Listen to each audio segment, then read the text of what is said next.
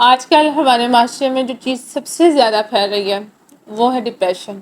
کسی بھی چیز کا ہو سکتا ہے، مال نہ ہونے کا، اولاد نہ ہونے کا، فیلیٹ کا، کسی بھی چیز کا. ہر ایک انسان کے اپنے اپنے مسائل ہیں. اب ہمیں پاکستان میں 100 میں سے 70% لوگ ڈپریشن میں مبتلا نظر آتے ہیں، اور جو 30% ڈپریشن میں نہیں ہے یا تو وہ بے وقوف ہے یا وہ بے حس ہے. اس کے علاوہ مجھے کوئی بھی چیز ایسی نظر نہیں آتی کہ ان کے ڈپریشن میں نہ ہونے کی کیا وجہ ہو سکتی ہے، کیونکہ اللہ کے نبی صلی اللہ علیہ وسلم نے فرمایا کہ قرب قیامت اس طرح کے فتنے رونما ہوں گے کہ انسان صبح کو وہ فتنہ دیکھے گا تو شام میں اس میں مبتلا ہوا ہوگا. تو جتنی سہولیات، جتنی آسائشات زیادہ ہیں، اتنے مسائل بھی زیادہ ہیں. لیکن ہم لوگ کہتے ہیں مومن کو ڈپریشن نہیں ہو سکتا. ڈپریشن کا تعلق اللہ سے نا امیدی نہیں ہے یا اللہ سے مایوسی نہیں ہے. اللہ یہ کرے گا، اللہ یہ کر سکتا ہے، دعا اس سے جاری ہے. لیکن ہر انسان کی باؤنڈنگ اللہ سے اتنی مضبوط نہیں ہے، کیونکہ فتنوں کا دور ہے نا. خیر کی بجائے شر جلدی پھیلتا ہے. ہم لوگ کہتے ہیں ہم مسلمان ہیں، مومن ہیں، تو ہمیں ڈپریشن کیسے ہو سکتا ہے؟ ٹھیک ہے، اور اگر ہوگا بھی تو نوبت یہاں تک نہیں آئے گی کہ ہم لوگ خودکشی کریں. بالکل بات ٹھیک ہے، لیکن کیا ہم اپنے انوائرمنٹ میں لوگوں کو دیکھتے ہیں ہر انسان کی بانڈنگ اتنی مضبوط ہے اللہ تعالیٰ سے کہ وہ ڈپریشن کے اس لیول کو اپروچ نہ کرے جہاں پر انسان اپنی زندگی سے ہاتھ دھو بیٹھتا؟ نہیں. بہت سے لوگ تو ہمیں نماز نہیں پڑھنے والے نظر آتے. ٹھیک، تو ہر انسان کے انسان پر کچھ حقوق ہے. ٹھیک، مثال کے طور پر میاں بیوی ہیں، ایک ہی کمرے میں سوتے ہیں، اکٹھے رہتے ہیں، رات کو ڈھیروں مسائل پہ باتیں کرتے ہیں. صبح ہوتی ہے تو شوہر نے خودکشی کی ہے. اب دیکھیں کتنا قریبی رشتہ ہے، اور بیوی کو یہی نہیں پتا کہ اس کا شوہر خودکشی کا ارادہ کر چکا ہے. ایک ہی گھر میں رہنے والے بہن بھائی، ماں باپ، ایک روز ایک بچہ ان میں سے اٹھتا ہے، ایک بھائی بہنوں کا اٹھتا ہے، چوتھے پانچویں فلور سے جا کر چھلانگ لگا کر خودکشی کر لیتا ہے. ماں بہن بھائی کسی کو پتہ ہی نہیں اس کے اندر کیا چل رہا تھا کہ اس نے اپنی سب سے خوبصورت چیز، اپنی جان، جو کہ انسان کو بہت پیاری ہوتی ہے، وہی گوا دی. ایک ہی گروپ کے اسٹوڈنٹس رزلٹ پر جشن مناتے ہیں، اور انہی میں سے ایک اسٹوڈنٹ جا کر کسی نہر، ندی، نالے میں چھلانگ لگا کر اپنی جان دے دیتا ہے. اور بعد میں پتہ چل رہا ہوتا ہے کہ فلاں فلاں ان کے گروپ کا ایک ممبر اس دنیا سے چلا گیا.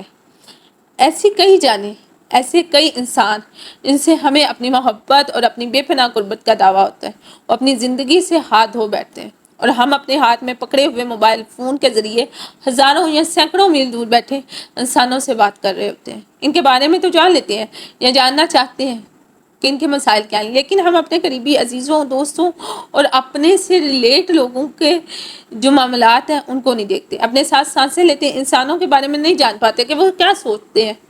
ذرا سوچیں کہیں ہم اپنے قرابت داروں کی حق تلفی تو نہیں کر رہے؟ ہماری چاہت، ہماری توجہ، ہماری ہمدردی اور محبت کے جو اصل حقدار ہیں، کہیں ہم ان کو اس حق سے محروم کر کے انہیں زندگی کی آج سے مایوس تو نہیں کر رہے؟ ہم پر بذریعہ انسان، بذریعہ مسلمان انسانوں کے انسانوں پر کچھ حق ہے، مسلمانوں کے بھی مسلمانوں پر کچھ حق ہے. ہم یہ کہہ دیتے ہیں پتہ نہیں کیوں خودکشی کر لی، حرام موت مرا ہے. ٹھیک، ہم نے یہ نہیں دیکھا کہ اس موت تک لے جانے کے پیچھے ہماری کوششیں کتنی تھیں. اور کبھی بھی انسان کو شعور تعلیم نہیں دیتی، علم دیتا ہے.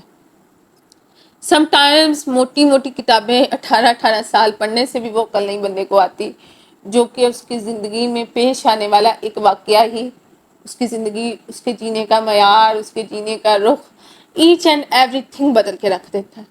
اس کی پورا مائنڈ سیٹ ہی بدل کے رکھ دیتا ہے. ٹھیک، پتہ کیا ہے، میں ہمیشہ ایک چیز کہتی ہوں ایز اے داعیے دین کہ تعلقات میں حدود قائم کریں. لیکن تعلقات صرف وہ نہیں ہیں جو تعلق اللہ نے آپ کا بنایا، ماں باپ کا تعلق، بہن بھائی کا تعلق، میاں بیوی کا تعلق، رشتہ داروں کا تعلق. کچھ تعلقات اللہ کی طرف سے بنتے ہیں جن کی بنیاد دین ہوتا ہے، مسائل ہوتے ہیں، تو کبھی بھی ان کو نہ ٹھکرائیں. ٹھیک ہے، کیونکہ اگر اللہ تعالیٰ نے آپ کو کسی کا ذریعہ بنایا ہے تو اس پر آنر فیل کریں، نہ کہ ہر چیز کو شک کی نظر سے دیکھنا شروع کرتے ہیں، ہر چیز کو جانچنا شروع کرتے ہیں، ہر دفعہ فالٹ نکالیں، کیونکہ سامنے کھڑا انسان بار بار اپنی تذلیل برداشت نہیں کرتا، بار بار صفائیاں نہیں دیتا آپ کو کسی چیز کی. جلدی کا کام شیطان کا ہے، جلدی نہ کریں، کیونکہ سامنے والا اگر اچھا ہے تو بارہا آپ کی حرکتوں کی وجہ سے آپ سے نفرت کرنے پر مجبور ہو جائے گا. اور جب میں کسی تعلق یا ریلیشن کی بات کرتی ہوں تو اس سے حرام ریلیشن شپ ہرگز نہیں ہے، وہ آپ کا دین کا تعلق ہے. آپ کسی سے محبت رکھیں تو دین کی وجہ سے رکھیں، کسی سے بغض کریں تو دین کی وجہ سے کریں. اگر اللہ تعالیٰ نے کسی وجہ سے آپ کا تعلق کسی کے ساتھ جوڑا ہے تو ہو سکتا ہے کہ آپ کی وجہ سے اللہ تعالیٰ اس سے روشنی دینا چاہ رہا ہو سکتا ہے کہ آپ کسی کی اندھیری رات میں چراغ ہو سکتا ہے کہ آپ کسی کے ٹھوکر بڑے راستوں میں سہارا ہو سکتا ہے کہ آپ کسی کی ٹمٹماتی لوگوں پر جو ہے آڑ بننے والے ہو سکتا ہے کہ آپ کی وجہ سے دوسروں کے مسائل حل ہوں. تو یہ بھی ایک نیکی ہے. ہر چیز کو شکوک و شبہات کی نظر کر دینا یہ اچھی بات نہیں ہے، کیونکہ حکمت انسان کو آہستہ آہستہ ہی آتی ہے. تو بعد میں پچھتانے کا کوئی فائدہ نہیں ہے، گلٹ میں زندگی گزارنے کا بھی کوئی فائدہ نہیں ہے، کیونکہ گلٹ میں بھی وہی انسان رہتا ہے جو کہ باضمیر ہوتا ہے. تو ہمیشہ کسی بھی رشتے کو شکوک و شبہات کی نظر سے نہ دیکھیں. ہر انسان برا نہیں ہوتا، نہ ہی ہر انسان کا ارادہ برا ہوتا ہے. اگر کوئی آپ سے تعلق میں صرف اور صرف اللہ تعالیٰ کی رضا کے لیے ہے اور آپ سے اپنے مسائل کے حل چاہتا ہے تو آپ اس پر اللہ کا شکر ادا کریں. ٹھیک ہے، ہم میں سے ہر ایک ذمہ دار ہے، ہر اس انسان کے لیے، ہر اس روح کے لیے جسے آپ کے وجود کی قربت اور شناسائی بخشی گئی. اس ذمہ داری کو نبھانا باقی ہر طرح کے عہدوں اور وعدوں سے زیادہ ضروری اور اہم ہے. سمجھیے اس سے پہلے کہ بہت زیادہ دیر ہو جائے.